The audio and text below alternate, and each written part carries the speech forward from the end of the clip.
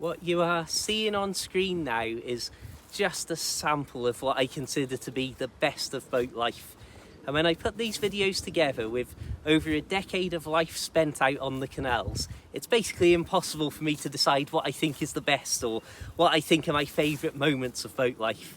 And that's something that I am obviously tremendously grateful to have as a problem. And also it's something that makes it particularly annoying as I am currently about 2 months into my life without having a boat at all at the moment. That's something I'm hoping to rectify pretty soon, but I've got to say I'm missing the general rootlessness and the I don't know what you'd say, the light-hearted feel of being able to untie your entire home and tootle off to a new place. As we look at these absolutely stunning scenes on screen, and I reminisce about these amazing moments and experiences that I've been tremendously lucky to already have had on boats, and of course hope to resume having those on boats very soon, it's important to say two things. Firstly is that imagine how good this is in real life. It's fantastic to see it on screen, and the photos and videos I absolutely love as memories of these moments. But when you're there and completely surrounded and all encompassed by these little individual moments, it's incredible. It's almost overwhelming, I'd say. And I'd say that in particular, the sunsets and the sunrises are the more difficult ones to get across on camera because they can look lovely, but as you can imagine, when you've got the sunrise or sunset light that's basically coming sideways at you rather than from above, it gives that incredible otherworldly element when that sunlight's not only coming sideways, but it's also incredibly crisp golden or really sort of deep orangey in nature. And of course, that landing on every possible object from a strange angle is absolutely wonderful. And I'll show you bits on screen and I'll record little clips and take photos, but then when you turn around and there's another incredible place, and then you turn from there and there's another incredible scene, it's impossible to fully get that on camera and to give you that real experience and feeling of, wow, I've stepped into another planet, I'm on Mars or something here. And the other thing that I think is very important to note, and it's something I've tried to get across in videos previously, is that don't forget, however wonderful these moments are, they are just moments, and they don't make up 100% of life, whether that's on a canal or not. And it's absolutely vital, I think, that people go in knowing that, of course, most of the time it's just average, it's just a normal day, it's just a overcast day or whatever. And part of the reason I'm so tremendously lucky to have so many of these incredible moments on camera is because of the impatient nature and the inability I have to sit still. So I'll be up and out before 6 a.m. from the boat and walking on the towpath. I'll be seeing the sunrise at any given number of hours in any given number of seasons, and that is, again, not for everybody. I go through phases where I wake up at 5 o'clock in the morning deliberately with an alarm set just because I like it and I like the idea and the feeling of how productive I can be, and stealing a march on the world and everybody's still asleep, and by the time they wake up I'm 3 hours into my day. But completely understandably, maybe correctly, most people don't want to be up at 5 a.m.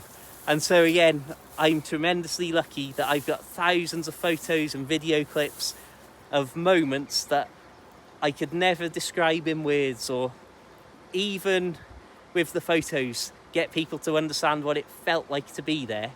But again, partly that's due to my silly lifestyle.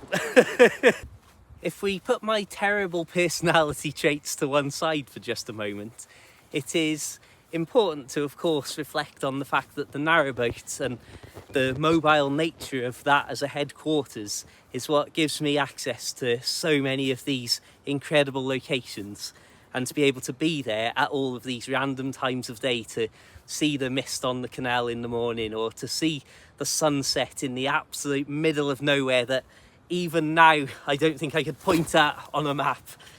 And that's something that anybody who's followed me for a long time, for far too long, may know that before I ever had a narrowboat, well over a decade ago, that was one of the things I'd hoped that the boat would bring to my life, that instead of having to set out from my mum's house or wherever I lived at the time to these different locations, I instead would be on a mobile floating headquarters and wake up at these particular locations, and then a week later wake up at another incredible location.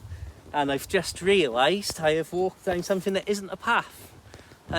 We've reached a very watery dead end here. I feel like this video is at risk of becoming some kind of a hybrid motivational speech, which I certainly don't want it to be, rather than just enjoying and reminiscing and looking at some beautiful canal footage as I also walk and talk beside the beautiful River Dee to my left hand side. And I think that the reason this video's gone slightly off track, both literally and metaphorically, is because I intended this video to be a discussion and a talk about some of the things that I missed about boat life, even though I'm only a few weeks off the boats completely. And really, I don't miss one thing. I miss the broad experience of, like I say, being able to untie the ropes and move, being able to wake up already practically in a beautiful rural surrounding like this. Not that I'd want a canal boat on the river here, but it's that all-encompassing nature of boat life that even if you are going to work and commuting and doing just a completely normal life, but just happen to be doing it on a boat, if that boat happens to be moored up in anything like the rural locations that myself and many thousands of other people have been lucky enough to spend any time at all in, then I like to think that's going to improve anybody's day. And even if it's just a simple commute to a normal 9-to-5 job, even if you're commuting by car and the car's only, say, parked up at the side of a dusty country lane 500 metres away from your boat, I like to think that even just that 60 seconds, 120 seconds walking down the towpath first thing in the morning to the car, you might be the only person that existed in the world for as far as you can tell in some of these amazing mooring spots. And that's a great way to wake up and start any day. Well, it's, I suppose, got a bit of a post-apocalyptic feel maybe, but if you're walking that little section to the car, whether it's a beautiful, mythical, misty morning, as I say, with the rising fog on the canal, or whether it's a drizzly, overcast day and you just have that feeling of total seclusion and isolation. And I suppose what I'm trying to say is, what's the word I'm looking for? You're completely undisturbed. That's a better way to think, that you are just there existing as your own little person in your own little life without another human on the planet. To me, like I say, I quite like that feeling. And then of course, whatever happens during your day, if you are coming back and know that you're coming to a boat that is absolutely blissfully isolated in a beautiful rural location, that's got a motivating factor to get you through some of the tougher days. And also, again, what a return home.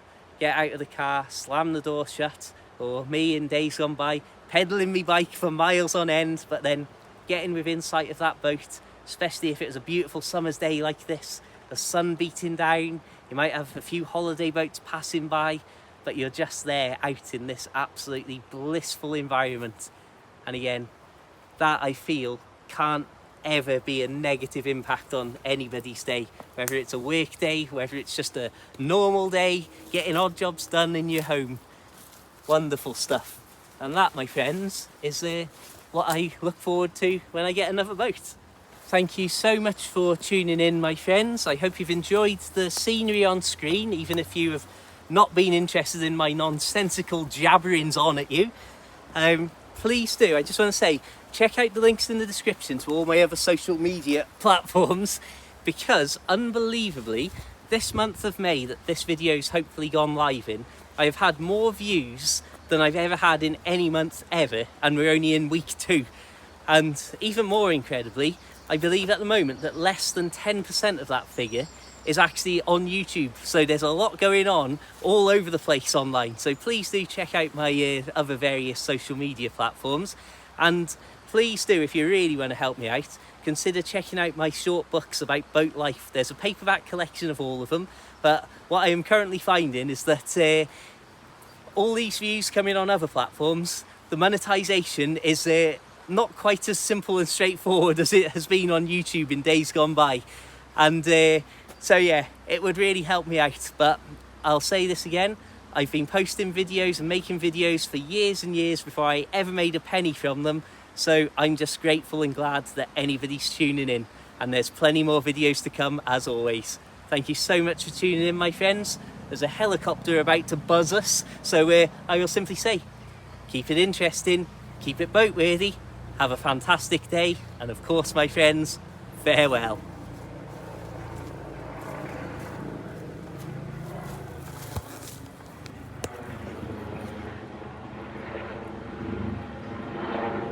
I can't see it. There it is.